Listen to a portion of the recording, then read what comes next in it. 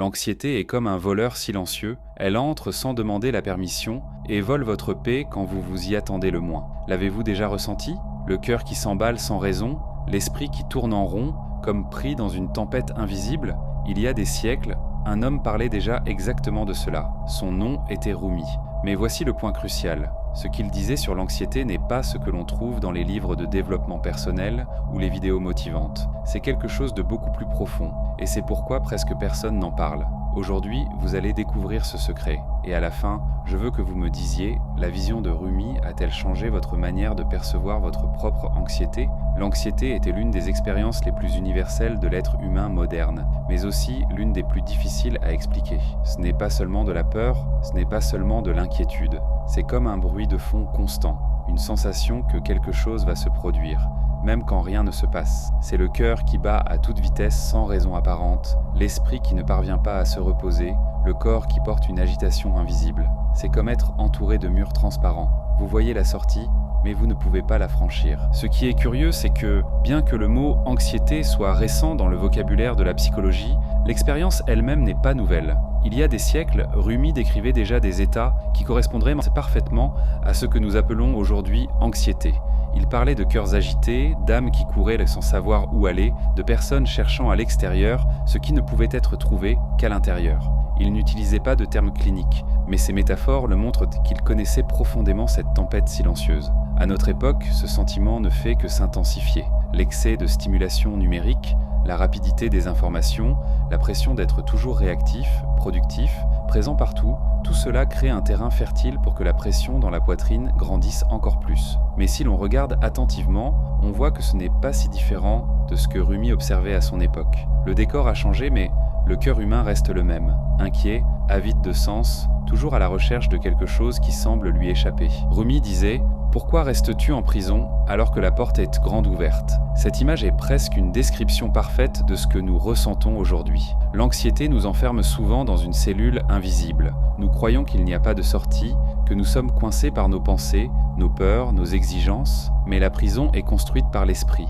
et donc la porte se trouve aussi à l'intérieur de lui. Le point crucial est que l'anxiété n'est pas un ennemi nouveau, propre à notre époque. C'est une vieille connaissance de l'âme humaine qui a simplement revêtu de nouveaux masques. Et si ce problème traverse les siècles, peut-être que la réponse doit également venir de quelque chose de plus profond que des techniques rapides de respiration ou des phrases motivantes toutes faites. Ce que Rumi nous offre n'est pas une formule magique, mais un regard différent. Il nous invite à voir l'anxiété non pas comme un monstre à combattre, mais comme un message à déchiffrer. Et c'est précisément ce changement de perspective qui commence à ouvrir les portes de la prison invisible dans laquelle tant d'entre nous vivent encore. Peu de gens le réalisent, mais Rumi cachait dans ses vers une clé secrète pour gérer l'anxiété. Il ne parlait pas de la contrôler, ni de la supprimer, encore moins de l'ignorer. Pour lui, l'anxiété était un signe.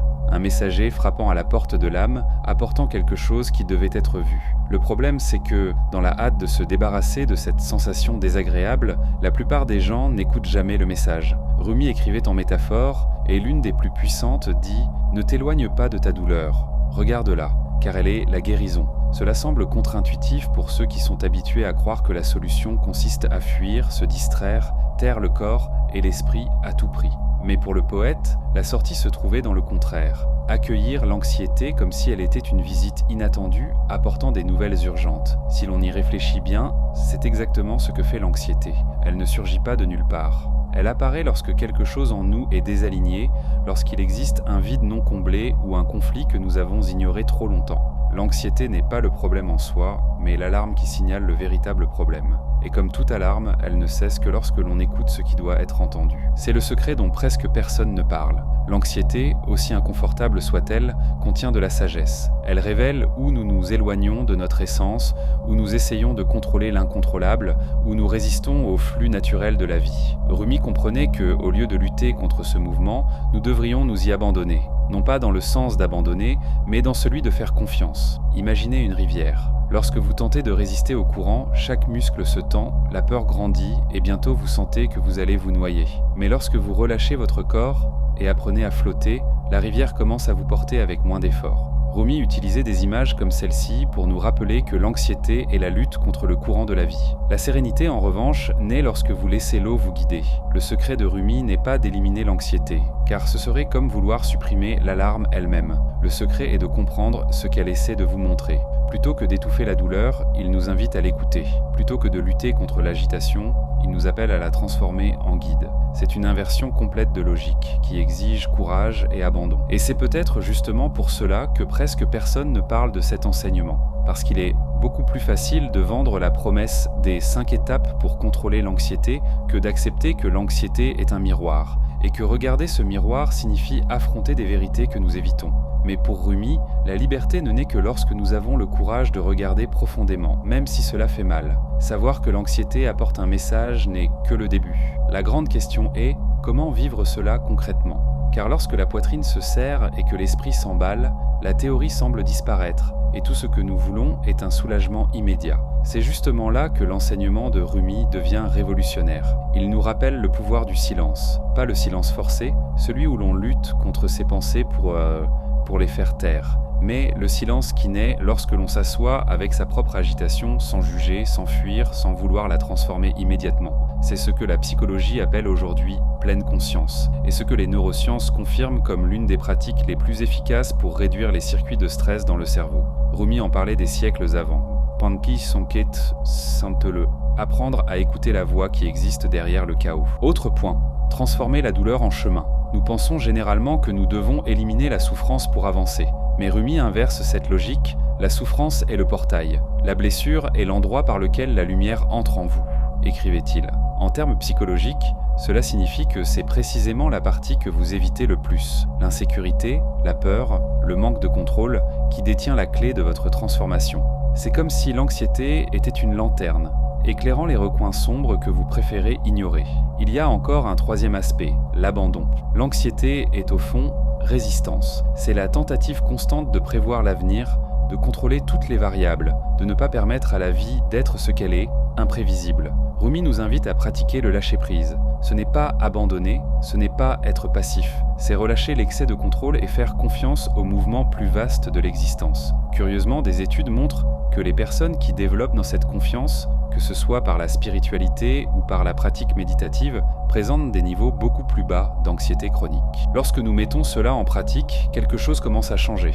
Peu à peu, l'anxiété cesse d'être un ennemi pour devenir un guide. Au lieu de devenir un poids qui nous paralyse, elle se transforme en un signe indiquant que quelque chose mérite plus d'attention. L'agitation qui semblait autrefois étouffée commence à révéler des chemins de croissance. Au fond, appliquer le secret de Rumi est simple, mais pas facile. Simple parce qu'il s'agit d'écouter, d'accueillir et de faire confiance. Difficile parce que cela exige le courage de cesser de fuir et pour la première fois d'affronter de front ce que l'anxiété tente de révéler.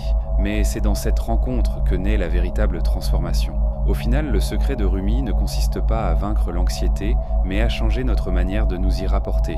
Ce n'est pas livrer une guerre à l'esprit, mais apprendre à écouter ce qu'il essaie de dire. Il nous montre que l'anxiété n'est pas une erreur, mais un appel. Ce n'est pas une prison éternelle, mais une porte qui s'ouvre à ceux qui ont le courage de la franchir. Rumi comprenait que la vie est faite de contrastes, lumière et ombre, silence et bruit, calme et agitation. L'anxiété n'est qu'une de ses forces, mais elle n'a pas besoin d'être celle qui vous domine. Lorsque vous l'accueillez comme messagère, vous découvrez qu'au-delà de la peur se cache une invitation, celle de se reconnecter à son âme, de lâcher le contrôle, de faire confiance au flux plus vaste de la vie. C'est peut-être pour cela qu'aujourd'hui encore, des siècles plus tard, ces paroles restent si vivantes, parce qu'elles ne parlent pas seulement de poésie, mais de vous, de votre cœur qui bat vite, de votre esprit qui ne s'arrête jamais, de votre quête incessante de paix. Il murmure à travers les siècles que vous n'êtes pas seul, que même votre anxiété peut être un maître déguisé. Alors, la prochaine fois que la tension viendra, respirez profondément. Au lieu de demander « comment m'en débarrasser ?»,